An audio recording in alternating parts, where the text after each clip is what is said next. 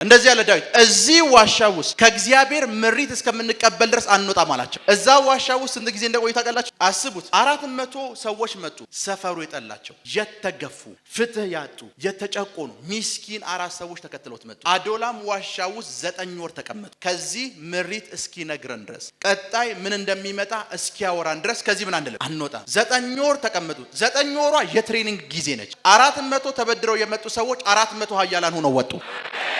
ሲመጡ በብድር ነው የመጡት፣ ተቸግረው ነው የመጡት። ሲወጡም እንደሚታቀል ከዳዊት ኃያላን መካከል ትንሽ የሚባለው ሰው 800 ሰዎችን ብቻውን መግጠም ይችላል። ምክንያቱም ቆይቶ የመጣው አዶላም ዋሻ ውስጥ ነው። ተገፍተዋል፣ ተጨንቀዋል፣ ተከፍተዋል። ብድር አለባቸው፣ ጭንቀት አለባቸው፣ ተገፍተዋል፣ ተከፋት አለባቸው፣ ብድር አለባቸው። 4 ችግር አለባቸው። ወደ ሸለቆ ስፍራ መጡ። በህይወታችሁ ፋይናንሻል እጦት ሲመጣ፣ በብዙ ስትገፉ፣ በብዙ ስትጨነቁ የሚያስፈልጋችሁ ትግል አይደለም፣ የሚያስፈልጋችሁ የአዶላም ዋሻ ነው። የተጨቆኑ ብድር ያለባቸው፣ ፋይናንሻል ፕሮብሌም ያለባቸው እንደዚህ አይነት ሰዎች ናችሁ። ይሄ ዋሻ ኃይል የምትቀበሉበት ስፍራ ነው። ብዙ ችግር ህይወታችሁ ላይ ተፈራርቋል። ዳራችሁ ችግር ውስጥ ገብቷል። ፋይናንሻል ነገራችሁ ችግር ውስጥ ገብቷል። ቤተሰባችሁ ችግር ውስጥ ገብቷል። ህይወታችሁ ችግር ውስጥ ገብቷል። ግን እናንተ እንደ ዳዊት ብልህ አልሆናችሁ። ምክንያቱም ያ ጊዜ አዶላም የሚያስፈልጋችሁ ጊዜ ነበር። መሸሸግ የነበረባችሁ፣ መጮህ የነበረባችሁ፣ እግዚአብሔር ሆይ ብላችሁ ማለት የነበረባችሁ ጊዜ ነበር። አሁንም ዛሬ እንደዛ የምንልበት ጊዜ ነው። ብዙ ፕሮብሌሞች ያሉበት ሰው ፍትህ የሚያገኝበት ቦታ ነው። በእግዚአብሔር ፊት ጮሆ አሜሪካ ትሄዳለህ ብለህ ነበር። እዚህ ጋር እግዚአብሔር ሆይ ፍትህ ተበድሏል። ሲከተለኝ ዳዊት አቤሜሌክ የሚባል አንድ እግዚአብሔር ሰው ጋር መጣ እና አቤሜሌክን ያወራው ጀመር። አቤሜሌክ ለዳዊት እንደዚህ አለው፣ ምን ነው ብቻህን መጣህ አለው። ምክንያቱም አቤሜሌክ ዳዊትን ብቻውን አይቶ ታያቀም። ከዛ ዳዊት ጥያቄው አንድ ነው፣ የሚበላ እንጀራ አለህ ወይ? ያ ማለት አሁን ዳዊት ያለበት ጊዜ ከጥቂት ደቂቃዎች፣ ከጥቂት ቀናት፣ ከጥቂት ወራት በፊት ጎልያድን ገሏል። አሁን ዳዊት የሚበላ እንጀራ የለውም። የሚበላ እንጀራ ፍለጋ የሚበላ እንጀራ የሚሰጠው ሰው በቀኝም የለም፣ በግራም የለም፣ በፊትም የለም፣ ብቻውን። እቺ ጊዜ በዳዊት ህይወት ላይ እጅግ በጣም አስቸጋሪ የምትባለው ጊዜ ነች። ካህኑ መጣና የሚበላ እንጀራ አለህ አለው። ምንም እንኳን ከሌለ 5 እንጀራ ስጥ። አገር በሙሉ የሚዘምርለት ሰውዬ አሁን 5 እንጀራ እየጠየቀ ነው። እንዳለው ታውቃላችሁ፣ እዚህ አጠገቤ የተቀደሰ እንጀራ አለ እና አንተና ጓደኞች ሴት ጋር በእነዚህ ሳምንት በእነዚህ ቀናት ደርሳችሁ የማታውቁ ከሆነ ይሄን የተቀደሰ እንጀራ ምን ብለው ውሰደው። ያ እንጀራ ለዳዊት አይገባም። ያ እንጀራ የሚገባው እዛ መቅደሱ ስለሚያገለግሉ ሰዎች ነው። ዳዊት በጣም ከመቸገሩ የተነሳ ያን እንጀራ ጠየቀ፣ ወሰደ። ከዛስ እንደዚህ ያለ አሁን ከዚህ ስወጣ አለው ባዶ እጄን የመጣሁት መሳሪያ አለህ ወይ አለ። አቤሜሌክ መጣና እንደዚህ ያለ ጎልያድን የገደልክበት ሰይፍ እዚህ አለ አለው። በዚህ ሰይፍ ከጥቂት ደቂቃዎች በፊት ጎልያድን ገድለዋል። በዚህ ሰይፍ ታዲያ ለምን እንጀራ አላመጣህም አለው። እንጀራ ያላመጣው ያ ሰይፍ ዳዊት እጅ ስላልነበረ ነው። አሁን አለው በመንገድ ይሄንን ሰይፍ ያዛለው። ዳዊት ወጣ፣ አዶላም የሚባል ዋሻ ተሸሸገ። ምክንያቱም ሳኦል ምኑን እየያዘው ነው? ነፍሱን እየፈለገ ነው። ዳዊት እዛ መሆኑ ሲተሰማ የዳዊት ቤተሰቦች በሙሉ ዳዊት አዶላም ዋሻ ውስጥ ምን ብሏል ተሸሽጓል የሚለውን ሰሙ፣ መጡ። እነሱ ብቻ እኮ አይደለም የመጡት። ሰፈር ውስጥ ዕዳ ያለበት ሰው፣ ዕዳ የተማረረ፣ በፋይናንስ የተማረረ ሰው፣ ፍትህ ያጣ ሰው፣ የተጨቆነ፣ የተበደለ፣ የተገፋ ሰው በሙሉ የተሰበሰበ አዶላም ዋሻ። አዶላም ማለት የስሙ ትርጉም ፍትህ የሚገኝበት ቦታ ማለት ነው። ሲመጡ በብድር ነው የመጡት፣ ተቸግረው ነው የመጡት። ሲወጡም እንደሚታቀል ከዳዊት ኃያላን መካከል ትንሽ የሚባለው ሰው 800 ሰዎችን ብቻውን መግጠም ይችላል። ምክንያቱም ቆይቶ የመጣው አዶላም ዋሻ ውስጥ ነው።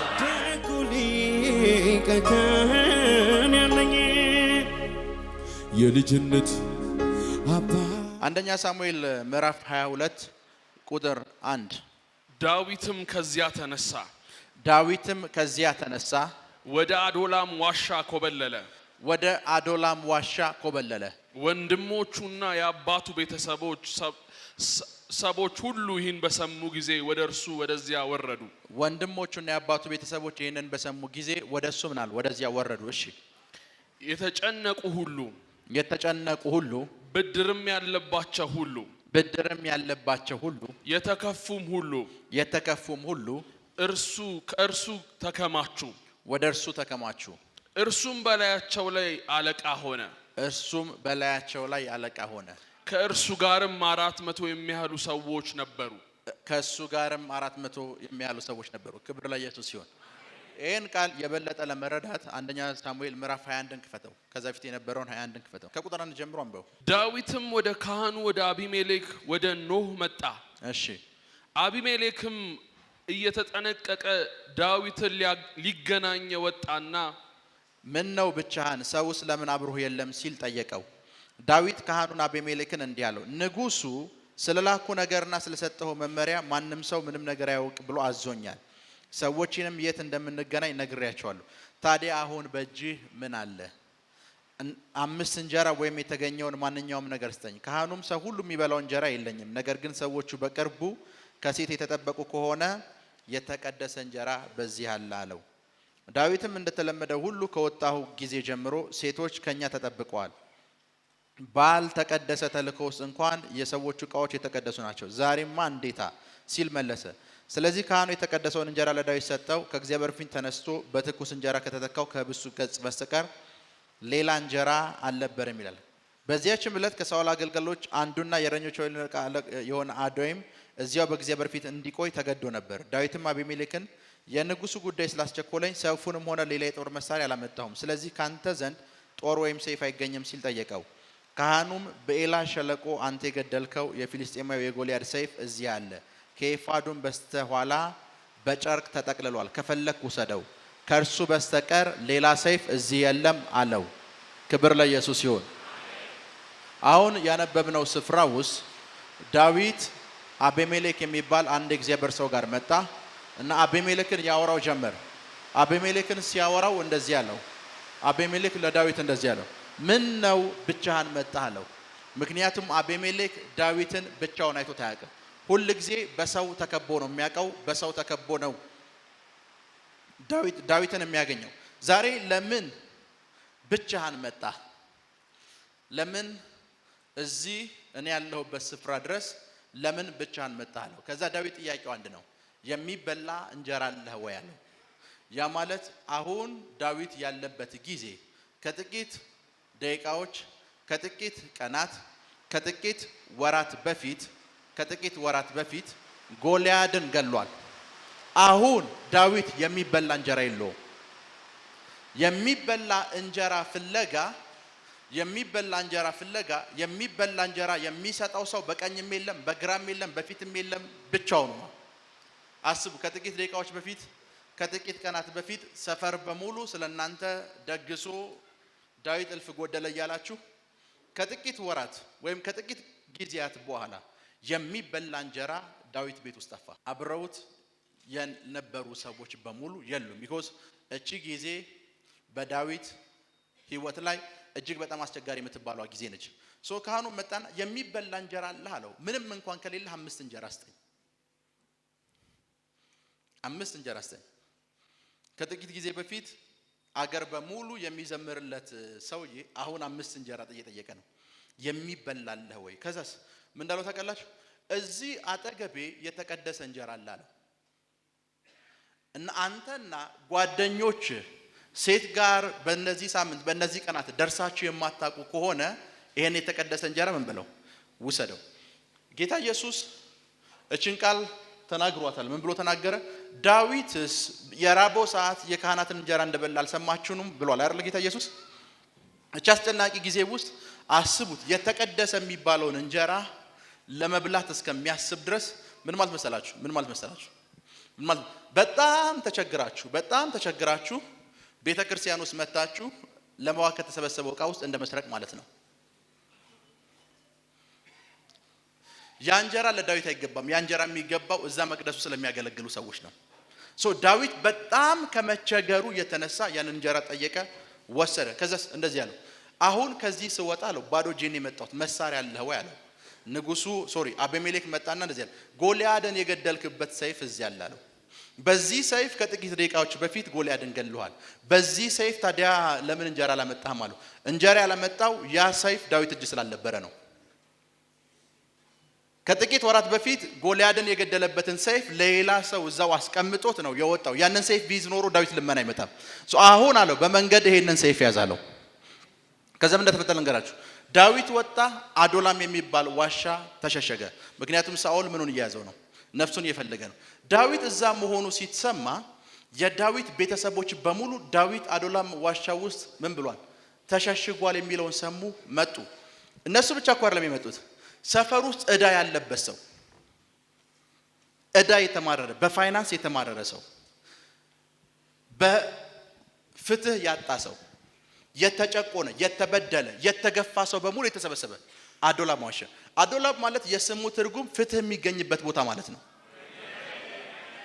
ደሃ ናቸው፣ ተበድረዋል፣ ምንም ፋይናንስ የላቸውም፣ ሰፈር የገፋቸው ሰዎች ናቸው። የተሰበሰቡት አዶላም ዋሻ ነው። እንደዚህ ያለ ዳዊት እዚህ ዋሻ ውስጥ ከእግዚአብሔር ምሪት እስከምንቀበል ድረስ አንወጣም አላቸው። እዛ ዋሻ ውስጥ ስንት ጊዜ እንደቆዩ ታውቃላችሁ? አስቡት። 400 ሰዎች መጡ። 400 ሰዎች ህይወታቸው ሲጣር እንደሆነ ታውቃላችሁ? ብድር ያለባቸው፣ ሰፈሩ የጠላቸው፣ የተገፉ፣ ፍትህ ያጡ፣ የተጨቆኑ ሚስኪን 4 ሰዎች ተከትለውት መጡ። አዶላም ዋሻ ውስጥ 9 ወር ተቀመጡ። አንድ ቀን አይደል? አዶላም ዋሻ ውስጥ ከህዝብ ተለይተው ዙሪያው ከነበረው ግርግር ተለይተው እግዚአብሔር አለ ዳዊት ከዚህ ምሪት እስኪነግረን ድረስ ቀጣይ ምን እንደሚመጣ እስኪያወራን ድረስ ከዚህ ምን አንልም አንወጣም። 9 ወር ተቀመጡ። 9 ወሯ የትሬኒንግ ጊዜ ነች። ከ9 ወር በኋላ ምን እንደተፈጠረ ታውቃላችሁ? 400 ተበድረው የመጡ ሰዎች 400 ኃያላን ሆነው ወጡ። የዳዊት ኃያላኖች ሲባል ሰምታችሁ ታውቃላችሁ? ሲመጡ በብድር ነው የመጡት፣ ተቸግረው ነው የመጡት። ሲወጡም እንደሚል ታውቃላችሁ? ከዳዊት ኃያላን መካከል ትንሽ የሚባለው ሰው 800 ሰዎችን ብቻውን መግጠም ይችላል። ምክንያቱም ቆይቶ የመጣው አዶላም ዋሻ ውስጥ ነው።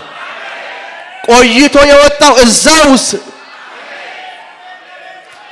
ሲመጣ ብድር አማሮት ስልክ እየተደወለለት ስልኩን ዘጋግቶ ነው የመጣው እዛ ሲመጣ። ከዛ ሲወጣስ እንደዚህ የዳዊት ኃያል አንዱ ይላል ለ800 ሰው ይተርፍ ነበር። ከ9 ወር በፊት ብዙ ብድር ኑሮበት ነው የመጣው። ከ9 ወር በኋላ ሲወጣ አንዱ 800 ሰው መግዛት ይችላል። በህይወታችሁ እንደዚህ የምትሸሸጉበት ዋሻ ያስፈልጋችኋል። አዶላም ያስፈልጋችኋል። ለዛ ዳዊት የሚበላ አቶ ከአቤሜሌክ እንጀራ የወሰደ ሰዓት ወዲያው አንድ ነገር ገባው። ይሄ ችግር አለ፣ የእግዚአብሔርን ፊት ነው ይፈልገው። እንጀራ የለኝም፣ ችግር የለውም፣ የረሃብ ጊዜ መጥቷል። አዎ ለምን በእግዚአብሔር ፊት ይሄንን ጊዜ ተሸሽጌ ያላሳልፈው ማለት ሄሎ። ከዛስ ዳዊት አዶላም ዋሻ ውስጥ ነው ሲባል ፍትህ ያጡ የተበደሉ። እስኪ 22 ምዕራፍ 22 ቁጥር 1 እስኪ አንብቡት። 1 እና 2 ዳዊትም ከዚያ ተነስቶ ወደ አዶላም ዋሻ ኮበለለ። ወደ አዶላም ዋሻ ኮበለለ። እሺ ወንድሞቹና የአባቱ ቤተሰቦች ሁሉ ይህን በሰሙ ጊዜ ወደ እርሱ ወደዚያ ወረዱ። ወንድሞቹና የአባቱ ቤተሰቦች ወደዚያ መጡ። እሺ የተጨነቁ ሁሉ በረምስ የተጨነቁ ሁሉ የቀረ ሰው የለም እኮ ብድርም ያለበት ሁሉ የፋይናንስ ጭቀት ያለበት ሰላም ያጣ ግራ የተጋባ በሙሉ ዳዊት አዶላም ውስጥ መሽጓል ሲባል በቃ እኛም ከዳዊት ጋር መሽጋለን ብለው መጡ። የተጨነቁ ሁሉ እሺ ከዛስ የተከፋም ሁሉ ብድር ያለበት ሁሉ ከዛስ የከፋው ፍትህ ተዛብቶበት የተከፋ በሙሉ እሺ ሁሉ ወደ እርሱ ተከማቹ። እርሱም በላያቸው ላይ አለቃ ሆነ። ክብር ለኢየሱስ ይሁን። አሜን። ተገፍተዋል፣ ተጨንቀዋል፣ ተከፍተዋል። ብድር አለባቸው፣ ጭንቀት አለባቸው፣ ተገፍተዋል፣ መከፋት አለባቸው፣ ብድር አለባቸው። 4 ችግር አለባቸው። ወደ ሸለቆ ስፍራ መጡ። ክብር ለኢየሱስ ይሁን። በህይወታችሁ ፋይናንሻል እጦት ሲመጣ በብዙ ስትገፉ በብዙ ስትጨነቁ የሚያስፈልጋችሁ ትግል አይደለም፣ የሚያስፈልጋችሁ የአዶላም ዋሻ ነው። የአዶላም ዋሻ ነው። አስቡት፣ ብድር አለባቸው ማለት ፋይናንሳቸው ኔጌቲቭ ገብቷል። ያ ማለት ምንም የሌለው ሰው ከነዚህ ሰዎች ይሻላል። ዜሮ ከኔጌቲቭ ይበልጣል አይደል? ምንም የሌለው ሰው ከነዚህ ብድር ካለባቸው ሰዎች ይበልጣሉ። ምክንያቱም 10 ብር ቢያገኙ ለነሱ አይጠቀሙ፣ ለአበዳሪው ነው የሚሰጡት። 100 ብር ቢመጣ ወደ እነሱ ሌላ ሰው ነው የሚያስተላልፉት። ብድር አለባቸው። ፋይናንሻል ነገራቸው ዜሮ ገብቷል። በብዙ ተማሯል፣ በብዙ ተጨንቋል። ምን አሉ? እኛ አሉ እዚህ ከተማ ውስጥ ከምንቀመጥ ዳዊት ጋር ምሽግ ውስጥ ብንገባ ይሻላል፣ ዋሻ ውስጥ ብንገባ ይሻላል። 9 ወር እዛ ውስጥ ቆዩ። የዛሬውን ፕሮግራም የአዶላም ዋሻ ያለበት ምክንያት አንድ ምክንያት ነው። እዚህ ዋሻ ውስጥ የጠራናቸው ሰዎች የተገፉ፣ የተጨቆኑ፣ ብድር ያለባቸው፣ ፋይናንሻል ፕሮብሌም ያለባቸው እንደዚህ አይነት ሰዎች ናችሁ።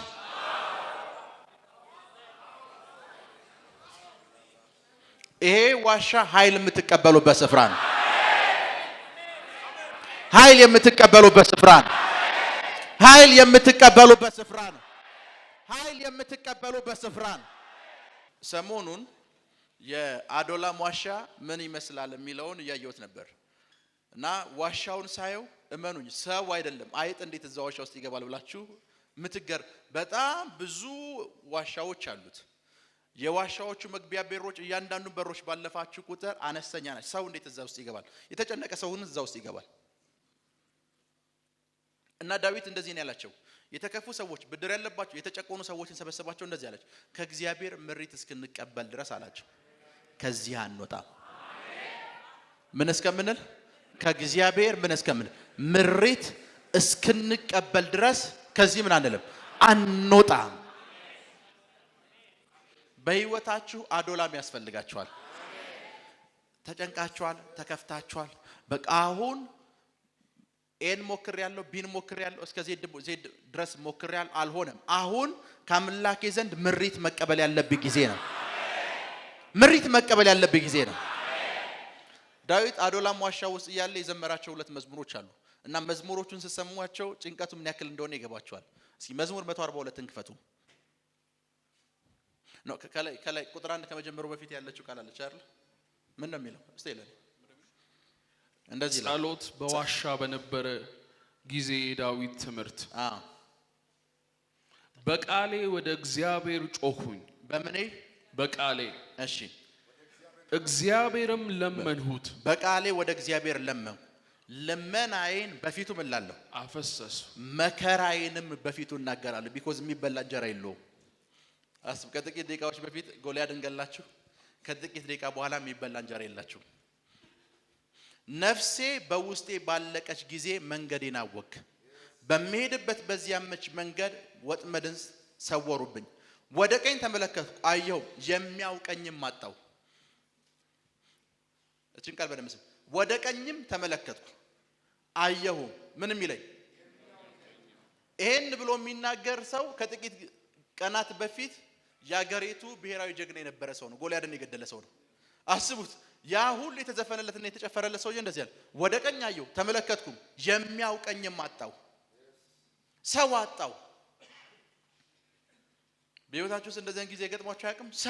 ሰው ያጣችሁበት ጊዜ፣ የሚያቀኝም ሰው አጣሁ። እሺ፣ መሸሸጊያም ና ወደ ቤቴ ግባ የሚልም ሰው የለኝም፣ ስለ ነፍሴም የሚመራመር የለም።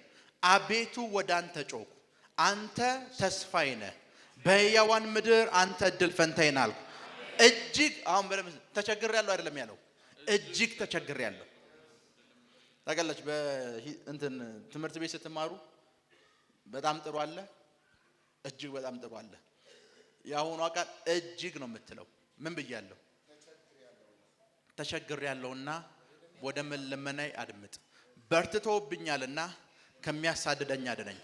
አቤቱ ስምህን አመሰግን ዘንድ ነፍሴን ከምን አውጣት?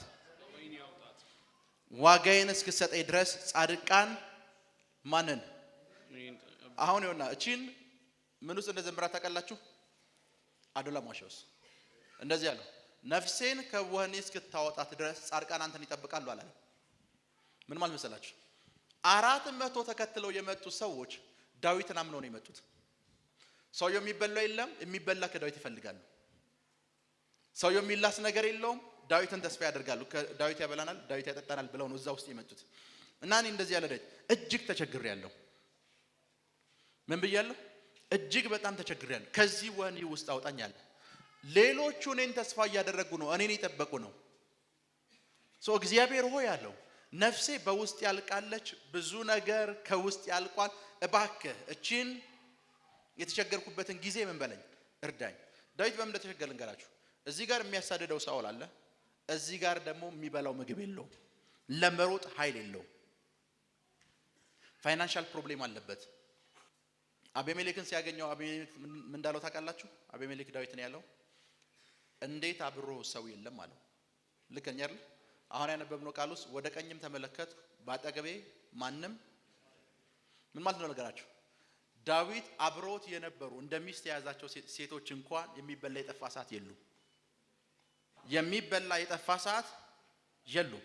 ሚስቶቹ አቤሜሌክ እንደዚህ ያለ ለመጨረሻ ጊዜ ከሴት ጋር የተኛኸው መቼ ነው ሲለው ከ3 ቀን በላይ ሆኖኛል አለው። ሚስቶቹ ጥለውት ሂደዋል። እዛ የተሰበሰቡ ሰዎችን በሙሉ ሴቶቻቸው ሚስቶቻቸው ጥለዋቸው ሂደዋል። ለምን ሲባል አስብ፣ የትዳራቸው አደጋ ውስጥ ነው። ፋይናንሻል ነገራቸው አደጋ ውስጥ ነው። ህይወታቸው አደጋ ውስጥ ነው። ዳዊት ሁሉንም ነገር አደጋ ውስጥ ያሉ ነገሮችን አሰበና እንደዚህ አለ፣ አሁን አለ መገኘት ያለብኝ እዚህ ከተማ ውስጥ አይደለም፣ አዶላም ውስጥ ነው። በ2017 ብዙ ችግር ህይወታችሁ ላይ ተፈራርቋል። ልክ ነኝ? ትዳራችሁ ችግር ውስጥ ገብቷል። ፋይናንሻል ነገራችሁ ችግር ውስጥ ገብቷል። ቤተሰባችሁ ችግር ውስጥ ገብቷል። ህይወታችሁ ችግር ውስጥ ገብቷል። ግን እናንተ እንደ ዳዊት ብልሃል ሆናችሁ። ምክንያቱም ያ ጊዜ አዶላም የሚያስፈልጋችሁ ጊዜ ነበር።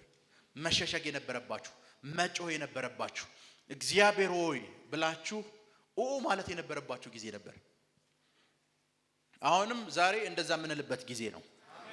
ከዚህ ስትወጡ እዚህ ስትገቡ የተጨቀናችሁ ሆናችሁ ገብታችኋል። በብዙ ነቀፌታ ገብታችኋል። የተገፋችሁ ሆናችሁ ገብታችኋል። ባለ ብዙ ብድር ሆናችሁ ገብታችኋል። ስትወጡ ኃያላን ሆናችሁ ትወጣላችሁ። አሜን። ስትወጡ ኃያላን ሆናችሁ ትወጣላችሁ። አሜን። ስትወጡ ኃያላን ሆናችሁ ትወጣላችሁ። አሜን። ስትወጡ ኃያላን ሆናችሁ ትወጣላችሁ። አሜን። ቁጭ በሉ እና ዳዊት እንደዚህ አለ፣ ያ ስፍራ ፍትህ የሚገኝበት ቦታ ነው። ፋይናንሻል ፕሮብሌም ያለበት ሰው ፍትህ የሚያገኝበት፣ የትዳር ችግር ያለበት ሰው ፍትህ የሚያገኝበት፣ ብዙ ፕሮብሌሞች ያሉበት ሰው ፍትህ የሚያገኝበት ቦታ ነው። በእግዚአብሔር ፊት ጮሆ ምን የሚልበት ፍትህ የሚያገኝበት ቦታ ነው። አንድ ነገር ልንገራችሁ፣ ሽሜና አንድ ነገር ልንገራችሁ። ተጉና እዚህ ጋር አስቡት። ተጉ የቦሌ ክፍለ ከተማ ኃላፊ ነው ብላችሁ አስቡ። የምን ይሄ ቦሌ ክፍለ ከተማ ለኢንቨስትመንት መሬት ፈልጓል፣ ተፈቅዶለታል። ከኔ ጋር ናችሁ? ተጉ ለሱ መፈጸም ነበረበት። ምኑን? መሬቱን አይደለ? ተጉ አልፈጸመለትም።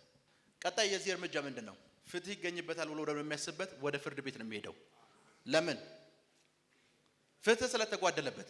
የእናንተ ትልቁ ችግር ምንድነው ልንገራችሁ? ትንቢት አላችሁ የቤት ባለቤት እንደምትሆኑ፣ እስካሁን ትንቢቱ አልፈጸመም።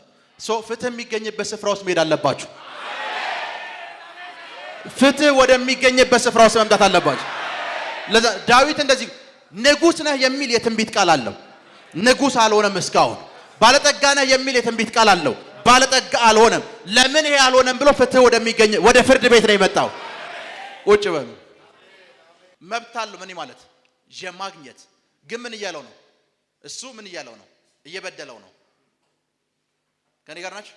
የከንቲባ ቢሮ ለሱ ፈቅዶለታል። እሱ ምን እያለው ነው? ኖ እያለው ነው። ይሄ ሰው እየቀጣይት ነው የሚሄደው ፍትህ ወደሚገኝበት ቦታ። እግዚአብሔር በእናንተ ጉዳይ ላይ ትንቢት ተናግሯል። ምድር ግን እምቢ ብላችኋለች። ቀጣይ ምድርን ይዛችሁ ፍትህ ወደሚገኝበት ስፍራ መምጣት አለባችሁ። አልገባችሁም? የትንቢት ቃል አላችሁ። ምን የሚል? ብዙ ሰዎችን ታስጠልላችሁ፣ በጣም ባለጠጋ ትሆናላችሁ የሚል የትንቢት ቃል አላችሁ። የፋይናንሱ ዓለም ግን እናንተን እየበደላችሁ ነው። የፋይናንሱ ሲስተም እናንተን እየበደላችሁ።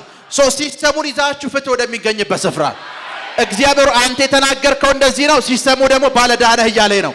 አንተ የተናገርከው እንደዚህ ነው፣ ብድር አለበት። ቁጭ በሉ። ፍትህ የምትፈልጉበት ብዙ ጉዳይ ያላችሁ መንፈሳዊ ዓለም ላይ ቢኮዝ ለምን ከተባለ ከመንፈሳዊ ዓለም እናንተ ላይ የተነገሩ የትንቢት ቃላቶች እኮ አሉ። ሄሎ ምን ማድረግ መሰላችሁ? ቴንክ ዩ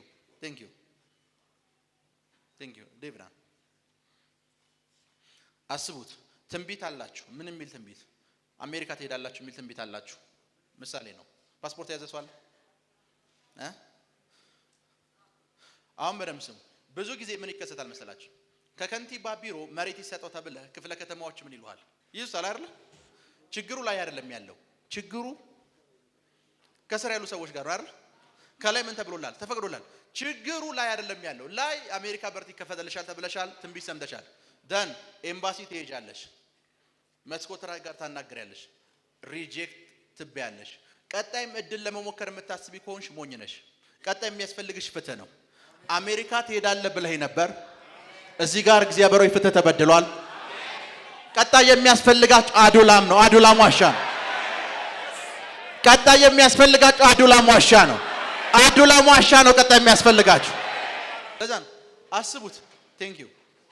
እነ ዳዊት ጸሎቱን የሚያስቡት ልክ የፍርድ ቤት ስርዓት አድርገው ነው። እዚህ ጋር ምግብ ለመነ፣ ራሱን አየው፣ ሰይፍ ብቻ ስጠኝ አለው። ሰይፍ ተቀበለ። ሌላ ምንም ነገር አልፈልግም፣ ጎልያድን የገደልኩበት ሰይፍ አምጣለው። የጎልያድን ሰይፍ ይዞ ሄደ። እግዚአብሔር ሆይ አለው፣ አሁን ፍትህ ፈልጋለሁ። የልመናዬን ቃል ሰምተህ እንድትፈርድልኝ ይፈልጋል። እና የፍርዱን ስነ ስርዓት ሲያስጀምር ሰይፍ ይዞ ነው የጀመረው። ሰይፍ የእግዚአብሔርን ቃል ነው ምን የሚለው የሚወክለው። እግዚአብሔር ሆይ በቃልህ እንደዚህ ብለህ ነበር። ሳሙኤል ልካው እንደዚህ ብለህ ነበር። ፕሮፌት ሚራክል እንደዚህ ብሎኝ ነበር። ነቢያቶች እንደዚህ ብሎኝ ነበር። አሁን ፍርድ የምፈልግበት ሰዓት ነው።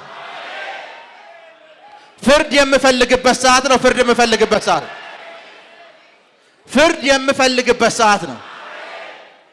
እሱ ከንቲባ ቢሮ ወስኖለታል። እዚህ ጋር መጣ፣ ተከለከለ። ጸጥ ካለ ምን ይፈጠር ይመስላችኋል? ጸጥ ካለ የከንቲባውን ወይም የከንቲባዋን ወረቀት ይዞ 20 ዓመትም 30 ዓመትም ሊቀመጥ ይችላል። ልክ ነኝ? እናንተ ለፕሮፌሶቻችሁ እኮ እንደዛ ነው እየሆናችሁ ያላችሁት። ትንቢት ሰምታችኋል፣ ግን አዱላም ዋሻ ውስጥ አልመጣችሁ። ፍትህ ያለበት ፍርድ ቤት ያለበት ስፍራ ውስጥ አልመጣችሁ። እግዚአብሔር ሆይ ተናግረህ ነበር፣ ባይሆንም ችግር የለውም አንተ ጌታዬ ነህ። አይገርም? ይሄን ትንቢት እኮ ዛሬ ሲሰማው 10ኛ ዓመቴ ነው። ተመሳሳይ ትንቢት ዛሬ 10 ዓመትም ከዚህ በፊት ተነግሮኝ ነበር። 10 ዓመት ሙሉ ፍርድ ቤት ሳትሄዱ የከንቲባውን ወረቀት ይዛችሁ እንደመቀመጥ ነው። ሄሎ፣ ለምን አዱላም ዋሻ ውስጥ አልመጣችሁ? አዱላም ዋሻ ውስጥ አልመጣችሁ። ዛሬ አዱላም ዋሻ ውስጥ ነው ያለነው። የተነገራችሁ ብዙ የትንቢት ቃል አለ። እነሱ አካል መልበስ ይጀምራሉ። አሜን። 2018 አካል መልበስ ይጀምራሉ። አሜን። አካል መልበስ ይጀምራሉ። ይጀምራሉ። ይጀምራሉ። ይጀምራሉ። ይጀምራሉ። ይጀምራሉ። ይጀምራሉ። ይጀምራሉ። አሜን። የአዱላም ኤክስፒሪየንስ ሊኖራችሁ ይገባል። ያቺ ባሏ እዳ ጥሎባት የሞተችው ሴት ትዝ ትላችኋለች? ባሏ ምን ብሎባታል? እዳ ጥሎባት ነው። ባሏ ምንድን ነው? እና ጌታ ያለችው ኤልሳ ጋር መጣ። ባሌ አለችው እንዳንተ ነብይ ነበር። ባሌ እንዳንተ ነብይ ሆኖ እኔ እንደዚህ አይነት ህይወት መምራት አለብኝ ወይ አለችው። እስኪ እግዚአብሔርን ጠይቀው ምን ይላል አለችው። እግዚአብሔር ምን ትላለህ ሲባል አለችው ሴት በእዳ መኖር የለባትም አለ። ለካ በእዳ እየኖረች ያለችው ፍርድ ቤት ውስጥ ስላልመጣች ነው። ሄሎ፣ ጥያቄ አለባት። ጥያቄውን የት ጋር ማቅረብ እንዳለባት አታውቅም። በየቀኑ ነው ምኗ ባሌ ነብይ ነበር። ባል አንድ ቀን መረራት። ይሄ ድህነት ይበቃል አለች። ብዙ ዕዳ ባሌ ጥሎ ሞቷል። ሰው አሁን እግዚአብሔር ጋር ሄዳለሁ አለች። እና ነብዩ አለች ለእግዚአብሔር ለአምላክ እስኪ ንገረው። ባሌ አለችው እንዳንተ ነብይ ነበር። አንተ አሁን ባለጸጋ ነህ። ባሌ ግን ዕዳ ጥሎ ነው የሞተው። ይሄ ነገር ፌር ነው ወይ እግዚአብሔርን በለው አለችው። ሄሎ፣ ከዛ ነብዩ መጣና ያለሽን የባንክ አካውንት በሙሉ ሰብስቢ አላት። ያው እንስራ አላላችሁ ያለሽን እንስራ በሙሉ ሰብስቢ አላት። ፕራካቶሎቦስ አንታራባሻደ ረገደሌቦስ ፕራካታላ ፓታካቴ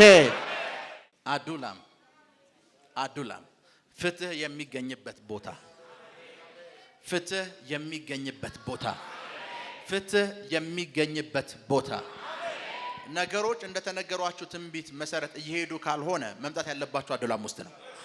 በብዙ የፋይናንሻል ችግር ውስጥ እያለፋችሁ ከሆነ መምጣት ያለባችሁ አዱላም ውስጥ ነው። ትዳራችሁ ጥያቄ ምልክት ውስጥ ከሆነ መምጣት ያለባችሁ አዱላም ውስጥ ነው። ከተጨነቃችሁ መምጣት ያለባችሁ አዱላም ውስጥ ነው። ግራ ከገባችሁ መምጣት ያለባችሁ አዱላም ውስጥ ነው። ፍትህ የሚገኘው እዛ ውስጥ ነው። ፍትህ የሚገኘው እዛ ውስጥ ነው። ዛሬ አምናለሁ እግዚአብሔር ለአብዛኞቻችሁ ዛሬ ይፈርድላችኋል። ስትገፉ እንደ 400 ሰዎች ሆኑ። ዳዊት ዋሻ ውስጥ ነው ያለው ሲባሉ እየሮጡ መጡ።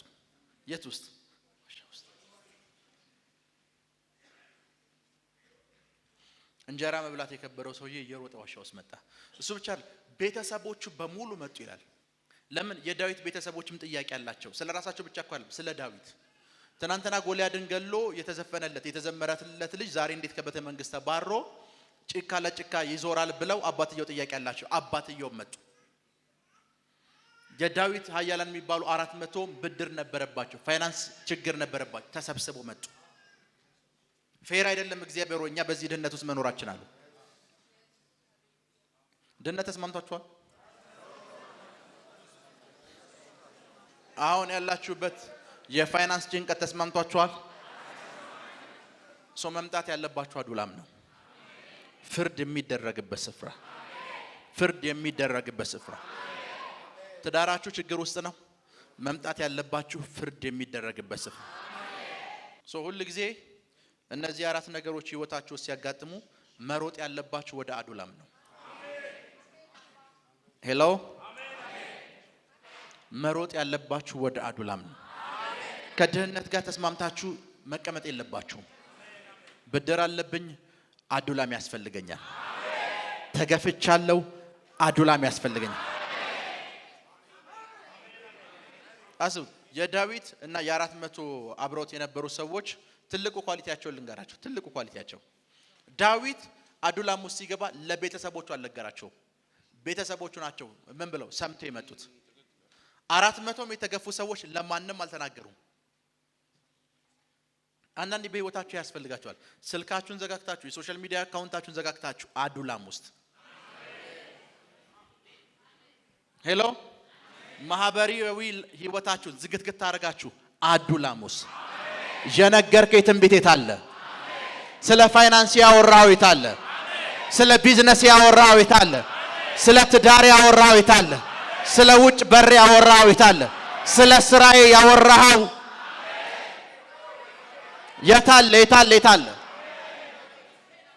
እንደ ኢትዮጵያና ኤርትራዊ ኮሚኒቲ ትልቁ ችግራችን ነገር በሐሜት የሚሰራ ይመስለናል። የክፍለ ከተማው ኃላፊ ጉዳያችሁን አልፈጸመም፣ ቀጣይ ስራችሁ ምንድነው? እሱም ማማት። ይሄ ክፉ እሱ ከመጣ በኋላ እኮ ነው። እኔ ብቻ መስሏል እንዴ? ሌሎች በእንደዚህ አይነት መንገድ መሬትህን አታገኝም። ልክ ነኝ አይደል? መሬትህን አታገኝም። የምታገኘው የት ጋር ስትሄድ ነው? ፍትህ የሚገኝበት ቦታ። ለዛም ቸርችም ውስጥ መተን ባይዘው እንደዚህ ነው። አይገርምም? ለኔም እኮ ተንቢዮልኝ ነበር። ይሄው 5ኛ ዓመት ይላል። ነብዩን እያሙት መሆኑ ነው። ይሄን ትንቢት ከሰማው 10 ዓመት ሆኖኛል። ሶኛ ምን እናርግ? አይ 15ኛ ዓመት ሆኗል። ኖ ሐሜት የእናንተን ነገር የመቀየር አቅም የለውም። የእናንተን ነገር የመቀየር አቅም ያለው ያንን ልታሙት ያለውን ነገር ወደ ፍትህ ቦታ አምጡት። መሬቴን አልጨረሰልኝም ብዬ እሱን በማማት መሬት አላገኝም። ልክ ነኝ? ትንቢት ያልተፈጸመም ትንቢት ተነግሮ የነበር ብዬ ነብዩን በማማት ትንቢት አይፈጸምም። አስቡት፣ ዳዊት ከሳሙኤል ዘንድ ትንቢት ሰምቷል። ሳሙኤልን አላማውም። ትንቢት ያልተፈጸመም አዱላም ውስጥ መግባት አለብኝ። ፍትህ ያለበት ስፍራ ውስጥ፣ ፍትህ ያለበት ስፍራ ውስጥ። ፋይናንሻል ችግር ያለባችሁ ሰዎች እጆቻችሁን ከፈሩ። በፋይናንሻል ነገራችሁ ለውጥ የምትፈልጉ ሰዎች፣ ወደ አዱላም የመጣችሁ ሰዎች ከጥቂት ጊዜ በኋላ እግዚአብሔር ለአንዳንዶቻችሁ ፍርድን መስጠት ይጀምራል። አሜን። ፍርድን መስጠት ይጀምራል። አሜን። ፍርድን መስጠት ይጀምራል። አሜን። ቁጭ በሉ እና አንድ ነገር እንድትገነዘቡና እንድታውቁ ፈልጋለሁ። መንፈሳዊ ዓለም ላይ ለራሱ ፍርድ ቤቶች አሉ። መጽሐፍ ቅዱስም እንደሚል ታውቃላችሁ። የዳንኤል መጽሐፍ ስታነቡት በዘመናት የሸመገለውን አየው፣ ዙፋናት ተገለጡ፣ ዙፋን ላይ ቁጭ ብዬ አየሁት ካለ በኋላ ፍርድም ሆነ መጽሐፍትም ተገለጡ ይላል። እግዚአብሔር ሌላኛው ስሙ ዳኛ እንደሆነ ታውቃላችሁ። ጀጅ ነው የሚለው መጽሐፍ ቅዱስ። እግዚአብሔር ዳኛ ነው። ያ ማለት ዳኛ ከሆነ ፍርድ ቤት አለ ማለት ነው። አዱላምን ደግሞ የፍርድ ፕሮሰስ የሚደረግበት ስፍራ ነው። ያላችሁን ማስረጃ በሙሉ አቅርባችሁ ከእግዚአብሔር ዘንድ ፍርድ የምትቀበሉበት ስፍራ ነው። መንፈሳዊ ዓለም ላይ ፍትህ የሚከናወንበት ፍርድ የሚሰጥበት ስፍራ አለ እና በዘመናት ስለሸመገለው ሲናገር እንደዚህ ይላል፣ መጽሐፍትም ተገለጡ። ለምን? የትኛውም ፍርድ ቤት ስትሄዱ የትኛውም ዳኛ ከመፍረዱ በፊት ህገ መንግስቱን ይከፍታል። በዛ መጽሐፍ መሰረት ነው ምን የሚለው የሚፈርደው። ልክ ነኝ? ወይ ፍትሐ ብሔርን በሉት ወንጀልን በሉት ምንም በሉት የሚከፍተው መጽሐፍ አለ። አንቀጽ እንደዚህ መሰረት ብሎን ይፈርድላችሁ። እግዚአብሔርም ጋር ስትመጡ ፍርድ ከማድረጉ በፊት መጽሐፍ ነው የሚገልጠው። የእናንተ ኬስ ከመጽሐፉ ጋር የሚስማማ ከሆነ ይፈርድላችኋል። እንዳየሁት ከሆነ ደግሞ የሁላችሁም ከመጽሐፉ ጋር ይስማማል። ፋይናንሻል ነገራችሁ ሲቀየር አይቻለሁ።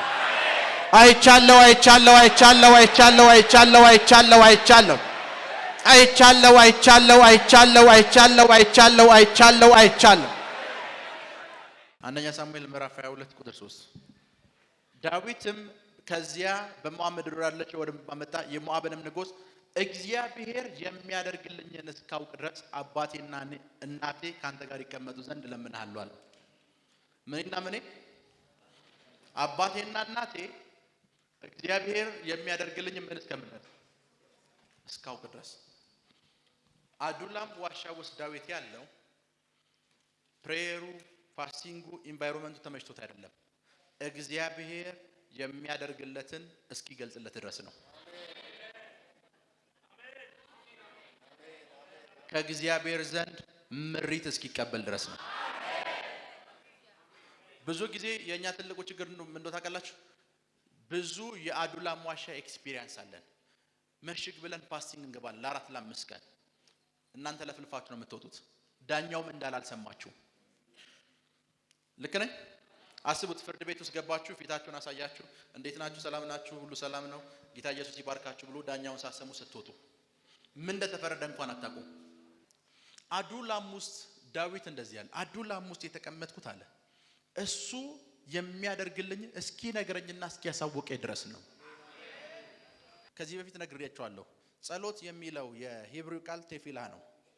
የሂብሩ ቃሎች የምስል አገላለጽም አላቸው፣ ቃል ብቻ አይደሉም። ቴፊላህ የሚለውን ቃል በምስል ስትገልጹት የጆሮ ምስል ያለው የአፍ ምስል አይደለም። ብዙዎቻችሁ ጸሎት የሚላችሁ እናንተ ስለፈልፉ ነው። ጸሎት ማለት እናንተ ስትሰሙ ነው።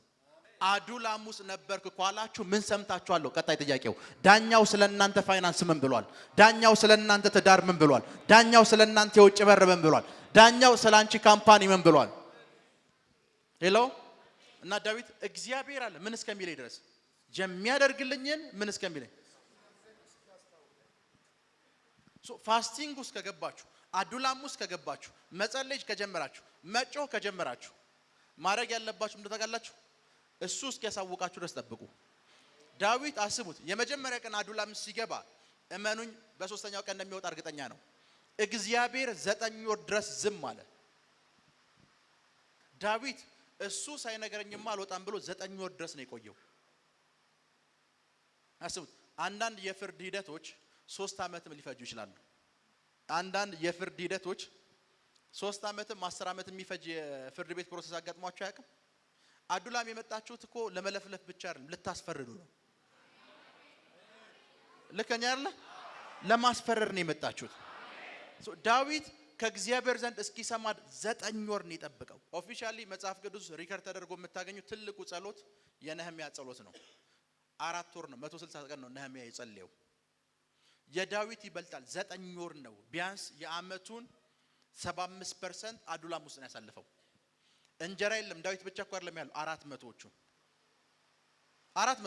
400ዎችም ለመውጣት የተዘጋጁት ዳዊት ድምጽ ከሰማ 400ም ይወጣል። ያን የዳዊትን ድምጽ ያምኑታል። ዳዊት ከእግዚአብሔር ዘንድ ሰምቷል ብለው በቃ ይሄ የኛም ትንቢት ነው ብሎ ይወጣል። ዳዊትን ሰምተው ዛሬ እዚህ የመጣችሁት ፕሮፌት ሚራክልን ሰምታችሁ እንወጣለን ካላችሁ ለእናንተ ትንቢት አለኝ። 2018 እጅግ በጣም ባለጠጋ ስትሆኑ አይቻለሁ። መሬቶች ሲለቀቁ አይቻለሁ። ገንዘቦች ሲመጡ አይቻለሁ። ስለተከታተላችሁን እናመሰግናለን። የሄቨን ቲቪ የ24 አገልግሎት በቤታችሁ ሆናችሁ መከታተል ለምትፈልጉ ቀጥሎ ያለውን የኢትዮሳት ፍሪኩዌንሲ ተጠቀሙ። ፍሪኩዌንሲ 11605 ፖላራይዜሽን ሆሪዞንታል ሲምቦል ሬት 45000። በተጨማሪም በየጊዜው የምንለቃቸውን ቪዲዮዎችና የተለያዩ መረጃዎችን ለመከታተል ፕሮፌት ሚራክል ተካ የሚለውን የፌስቡክ ገጻችንን ላይክ እና ፎሎ ያድርጉ። እንዲሁም ፕሮፌት ሚራክል ተካ የሚለውን የዩቲዩብ ቻናላችንን ሰብስክራይብ ያድርጉ። የምንለቃቸውን አዳዲስ መንፈሳዊ ቪዲዮዎች በሰዓቱ ቀድሞ እንዲደርሱት ደግሞ የደወል ምልክቱን ይጫኑ።